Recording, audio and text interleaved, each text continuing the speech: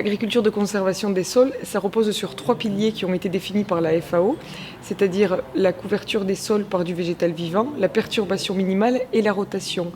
Et ce qu'on préconise aujourd'hui, c'est de commencer d'abord par la couverture des sols. On dit souvent qu'il ne faut pas mettre la charrue avant les bœufs, mais là on ne va pas mettre le semoir avant le couvert végétal. Donc la porte d'entrée, c'est vraiment le couvert végétal. Qu'avant, si on peut regarder, on avait plutôt une automne, hiver, printemps, été, et aujourd'hui on s'oriente davantage vers une saison sèche suivie d'une saison des pluies.